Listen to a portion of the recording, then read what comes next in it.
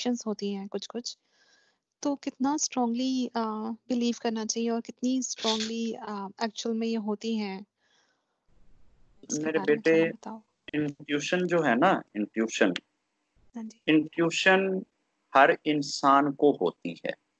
दुनिया का कोई भी ऐसा इंसान नहीं कि जिसको इंट्यूशन ना हो। हर इंसान को होती है, मगर इंट्यूशन में जो ख्याल आपके ज़हन में आता है, जी। वो कितना रब की तरफ से है या कितना वो सैटन की तरफ से है। ख्याल दोनों की ओर से आता है। सैटन कहते हैं कि इंसान की बॉडी में खून की रफ्तार से तेज दौड़ता है। इतनी जी। स्पीड से ब्लड भी इंसान की बॉडी में सफर नहीं करता जितनी स्पीड से सैटन इंसान के ब्लड में दौड़ता है। तो ख्याल दोनों तरफ से आते हैं, इंट्यूशन दोनों तरफ से आती है। सैटनल भी होती है, नेगेटिव भी होती है, पॉजिटिव भी होती है। अब इनके दरमियान में बीच में अंतर हम कैसे करें कि यार ये सैटन की तरफ से है या ये ईश्वर की तरफ से है।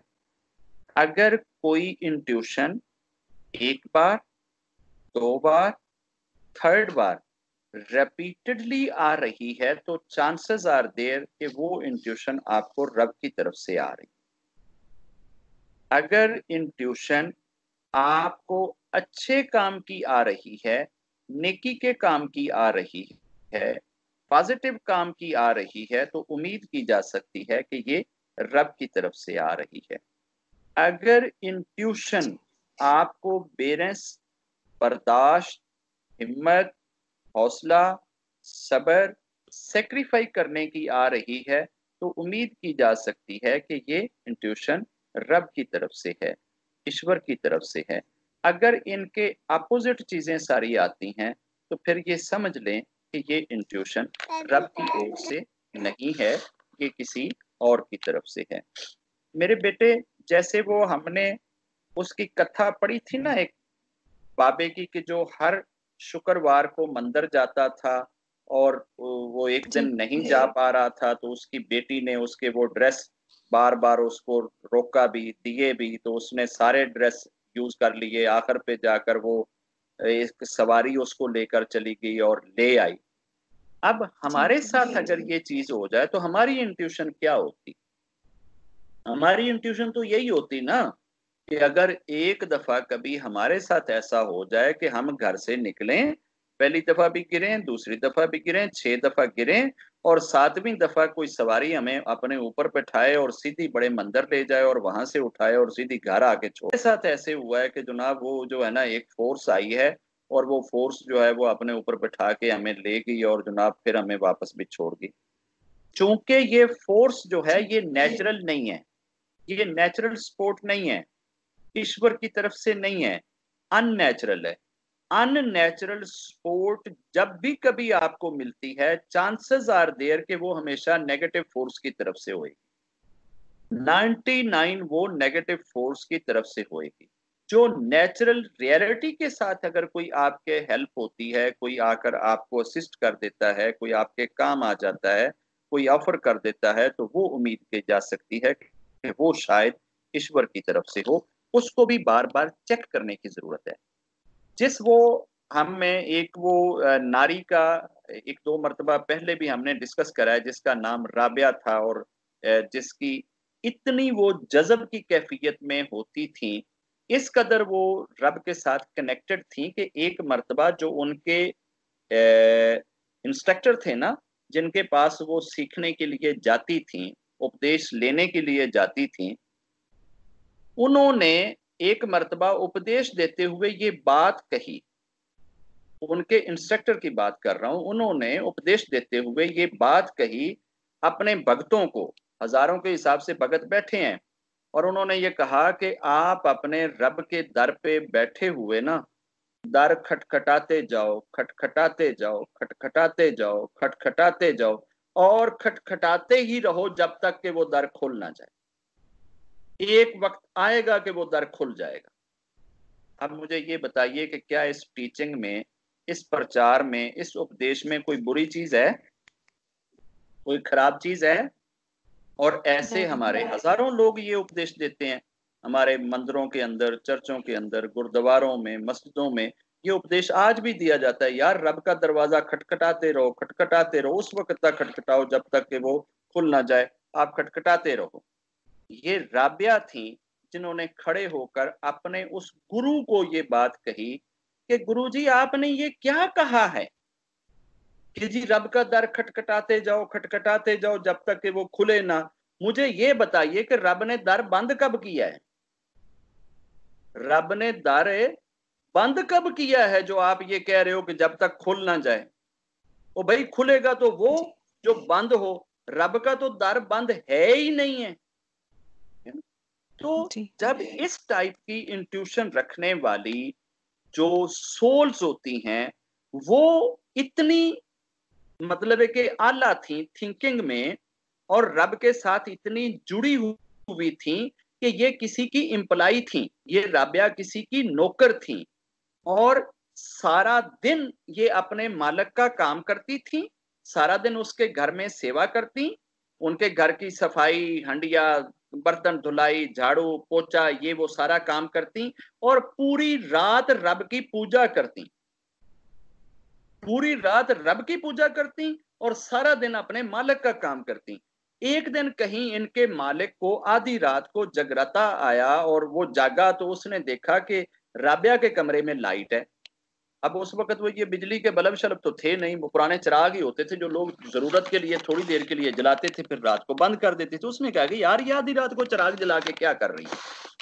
तो वो गया, उसने जीत में से देखा, दरवाजे में से देखा कि वो रब से बातें कर रही है और ये कह रही है कि मेरे मालिक, असल मेरा मालिक तो तू है और तेरे दरबार में हाजिर होके मुझे ज्यादा खुशी होती है, मगर तूने दुनिया में किसी और को भी मेरा मालिक बना दिया है और मुझे सारा दिन उसके दरबार में रहना पड़ता है।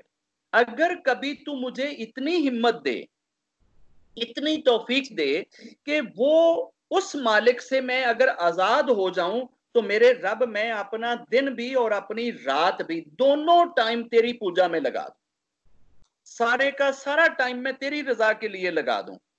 जब उस मालिक ने ये बात सुनी तो उसने अगले दिन ही राबिया को अपने दरबार में बुला के उसको आजाद कर दिया कि जाओ तुम आज के बाद मेरे से आजाद हो।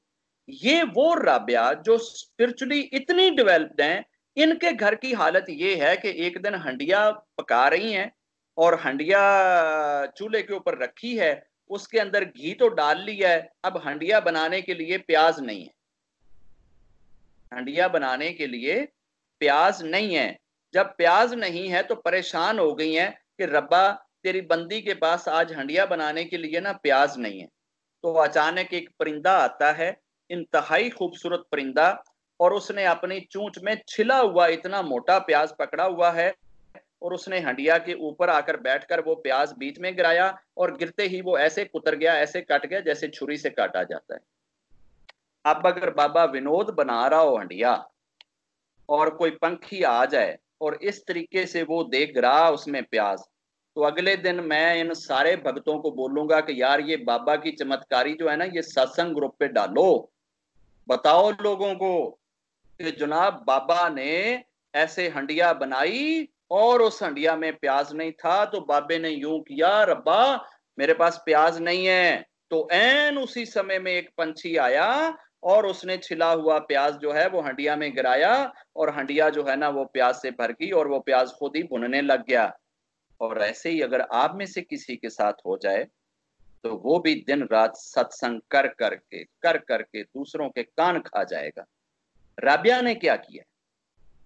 राबिया जिसका स्पिरिचुअल दर्जा आप देख लें, जिनकी हाइट आप देख लें, जिनकी ग्रेडिंग आप देख लें, वो इतनी गॉड कनेक्टेड थी, इतनी रब के लिए पूजा करने वाली थी कि एक दिन ऐसी कैफियत आई। ऐसा नहीं है कि वो स्वर्ग को नहीं मानती थी या वो नरक को नहीं मानती थी, वो स्वर्ग को मानती थी, वो नरक को मानती थी, लेकिन पूजा के बारे में उनकी सोच ये थी कि एक दिन हाथ में लोटा पकड़ा हुआ है और इधर अग्नि लेके ना भागी जा रही हैं। तो आगे से किसी ने पूछा, राबिया कहां जा रही हो? कहती बस इस लोटे से मैंने रब का नरक बुझा देना है और इस अग्नि से रब की मैंने स्वर्ग जला देनी। उनका, राबिया ऐसा क्यों कर रही हो, ऐसा क्यों कर रही हो? तो उसने कहा, मुझे दिल मेरा कहता है कि मेरा रब जो है वो स्वर्ग और नरक से ऊंचा है, और मैं जब उसकी पूजा करूं तो ना उस वक्त मुझे स्वर्ग याद आए ना मुझे नरक का खौफ आए। जी। ये नहीं है कि उन्होंने ये कहा कि स्वर्ग है ही नहीं है, ये नहीं है कि उन्होंने ये कहा कि नरक है ही नहीं है। उन्होंने तो आंखों से देखी हुई थी ये दोनों चीजें, स्वर्ग भी और नरक भी, लेकिन रब के साथ इतनी जुड़ी हुई हैं। अब उनको क्या ये उम्मीद नहीं थी कि रब मेरे लिए प्याज भेज सकता है? जी। उनको ये उम्मीद करनी चाहिए ना, जो इतनी रब से जुड़ी हो, कि जो रब की नरक को अपने वो लोटे से बुझा सकती हैं, रब की स्वर्ग को अग्नि से जला सकती हैं, जो इतनी गाड कनेक्टेड सोल है, क्या वो रब से एक प्याज की तवक्को नहीं कर सकती? उनकी इतनी सी इंट्यूशन नहीं हो सकती कि वो सोचे और प्याज आ जाए? हाँ जी। जी। अब जी। राबिया ने ये किया कि जब हंडिया के अंदर प्याज गिरा है ना, तो हंडिया को दोनों किनारों से पकड़ा है, सर से ऊंची ले गई है और ठा करके नीचे मार दी है। घ्यो भी नहीं चाहिए और वो हांडी भी नहीं चाहिए जिहदे विच प्याज इस तरह आवे। ये था राबिया का इंट्यूशन के बारे में ख्याल। और हमें चाव चढ़ा होता है इंट्यूशन का कि किधरे दबा दब कोई इंट्यूशन ऐसी आ जाए कि उसमें ये हो जाए, वो हो जाए, फलां हो जाए, ये हो जाए। और पहले अपनी रियल लाइफ जो है, जो आपकी हकीकी जिंदगी है, आप पहले इसकी एक एक सांस रब को दे दें, उसके बाद इंट्यूशन का सफर शुरू करें। अगर जबान एक पल के लिए भी रब के जिक्र से गाफिल ना हो, जब हर सांस के साथ वो रब रब कर रही हो, उसके बाद अगर इंट्यूशन आए तो इंट्यूशन के ऊपर चले जाइएगा। हम इंट्यूशन वाला काम तो भगत गुरु के पास भी जाने से पहले शुरू कर लेता है। ये वाली जी। क्लास तो वो सबसे पहले करके बैठा होता है, और इस क्लास में आपको बड़े ऊंचे ऊंचे स्टूडेंट मिलेंगे। कोई कहेगा मैं तो पीएचडी में हूं, कोई कहेगा पीएचडी तो मैंने पैदा होने तो पहले ही कर ली सी, हुण तो मैं अगलियां क्लासां कर रही हैं। ठीक है, जी। मेरे पास आज तक इंट्यूशन के हिसाब से इतनी भी जुर्रत नहीं हुई कि ये पिछले आपको 90 दिनों में कोई एक भी इंट्यूशन मैंने आपके साथ शेयर करी हो, कोई एक भी विजन मैंने आपके साथ शेयर किया हो, कोई एक भी एक्सपीरियंस मैंने आपके साथ शेयर किया हो कि यार ऐसे है, यार ऐसे है, या ऐसे। मेरे बेटे, मेरे से तो अभी तक ये जो लाइफ है ना, ये जिंदगी, ये ही नहीं सीधी हो रही। जिस दिन ये सीधी हो गई, उसके बाद मैं ट्यूशन वाले स्यापों में पड़ जाऊंगा, क्योंकि मेरे पास कोई अथॉरिटी नहीं, कोई गारंटी नहीं कि जिससे मैं अपनी इंट्यूशन के ऊपर फैसला कर लूं कि यार ये मेरी इंट्यूशन रब की तरफ से और ये सैटर्न की तरफ से। हो सकता है सैटर्न की तरफ से हो और मैं उसको रब की तरफ से समझता रहूं और मैं उसमें फंस जाऊं। जो आपको वो दूसरी कथा बताई थी कि जो एक भगत था और उसने जाकर अपने किसी गुरु से कहा कि मुझे कुछ जप करने के लिए दें, नाम दें, तो उसने कहा कि अभी तुम इस काबिल नहीं हो कि तुम्हें नाम दिया जाए। उन्हें आके आप ही एक नाम कढ़िया और पढ़ना शुरू कर देता। क्या हुआ, 2 माह के बाद वो आए जनाब एंजल और उसको कहें कि यार तुम तो अब बहुत ऊंचे हो गए हो, बड़े महान हो गए हो, अब तो तुम्हारी तो स्पिरिचुअलिटी को अब कोई छू जान गए हो, अब तो तुम बहुत ही महान हो गए हो, अब तो तुम सही रियल गाइडर हो गए हो। तो उसको ये कह के उन्होंने कहा कि अब ये है कि तुम्हारे इन कर्मों के बदले में, तुम्हारी पूजा के बदले में हम तुमको किधर लेकर जाएंगे, हम तुमको स्वर्ग में लेकर जाया करेंगे। अब वो जनाब बैठा करे उनके साथ और स्वर्ग में पहुंच जाया करे। 6 माह तक स्वर्ग की सैर करी।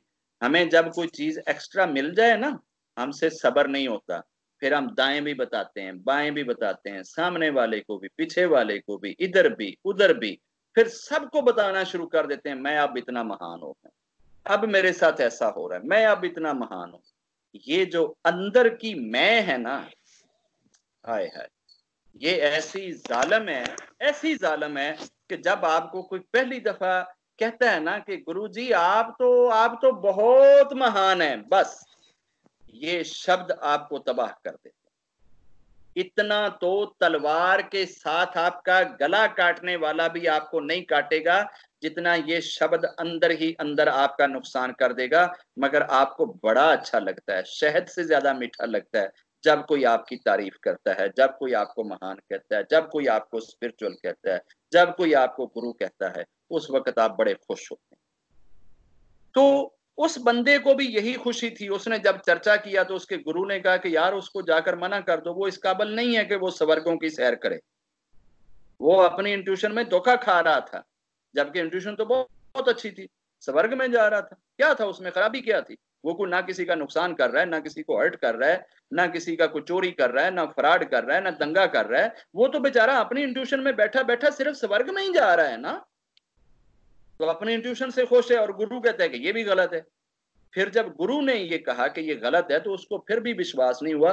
जने ने फिर भी कम जारी रखे कि ठीक है यार, एवें मारदा है बाबा, एवें मारदा है गुरु, इनू वैसे ही नहीं चंगा लगता कि कोई होर स्पिरिचुअली डेवलप करे, बस ये चाहता है आप ही सिर्फ डेवलप करे।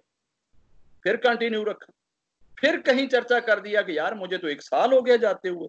फिर उन तक बात पहुंची, उन्होंने फिर सख्ती से मना किया।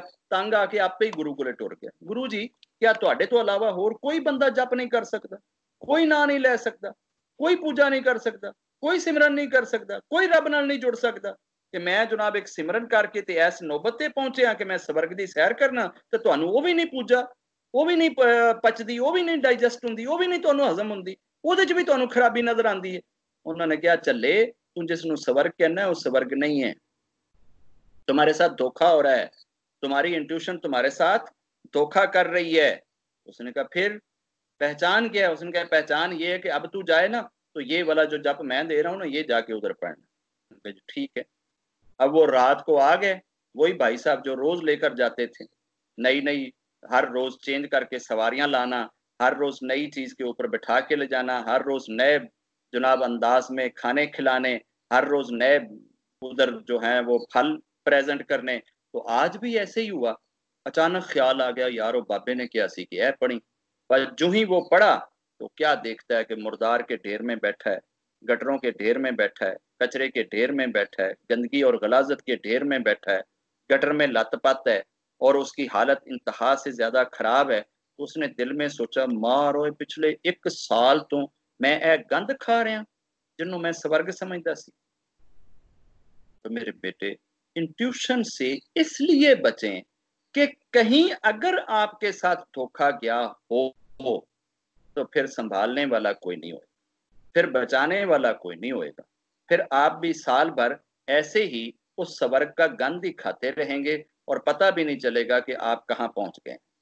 तो जब वो वापस आया तो सीधा गुरु के चरणों में कि गुरु जी मैनू क्षमा कर दो, मैनू माफी दे दो, मैं ते 1 साल तू वो गंद खा रहा जिहड़े च मैं अज गया। ते गुरु ने कहा कि पुत्र, को मैनू तेरे नाल दुश्मनी तो नहीं है कि तू रब बल्ले आवें या तू जप जप रब दा जप करें या रब दा सिमरन करें।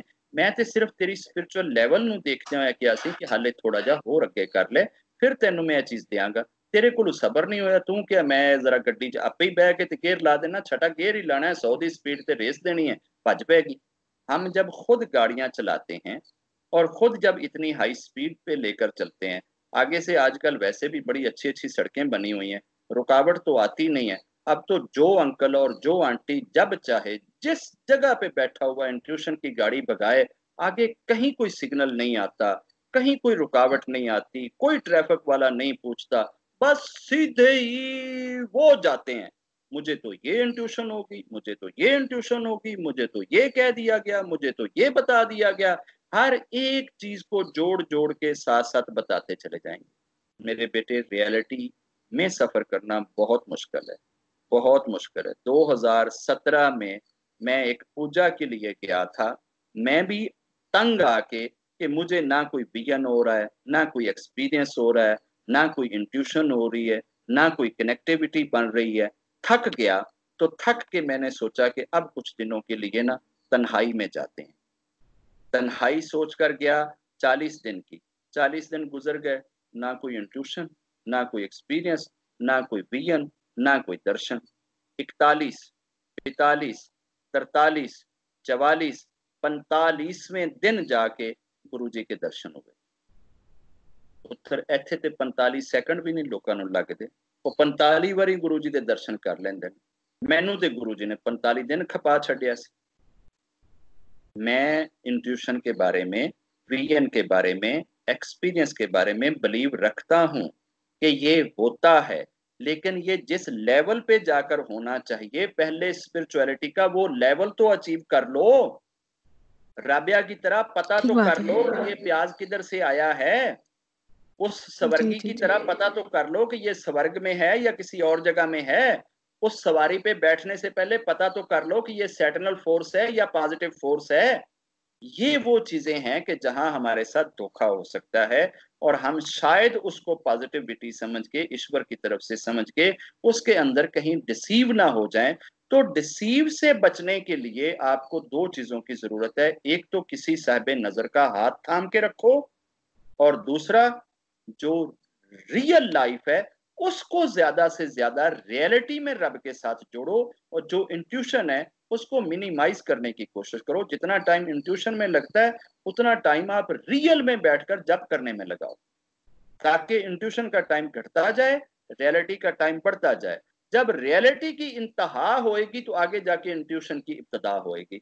हम रियलिटी की इंतहा क्या, हम तो रियलिटी की इब्तदा भी नहीं करते।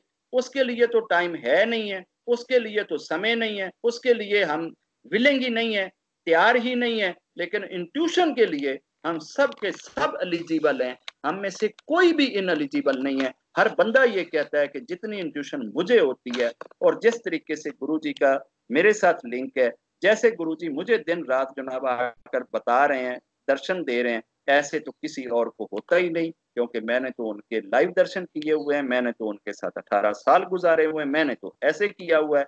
बेटे मैं अभी किसी की भी स्पिरिचुअलिटी पे कोई सर्टिफिकेट नहीं इशू करता, मैं तो खुद बड़ा गुनाहगार सा बंदा हूँ। मगर स्पिरिचुअलिटी के रास्तों का मैं पता बता सकता हूँ कि यार ये रास्ते हैं और इन पे कैसे चलना है। मैंने आज तक कहीं क्लेम नहीं किया। ये 2 दिन पहले अचानक पल्लवी बहन की कॉल आई थी, और इससे पूछें कि मैं किस कदर ऊंची आवाज में रोए जा रहा था, और ये बार बार मेरे से पूछ रही थी कि आप रो क्यों रही।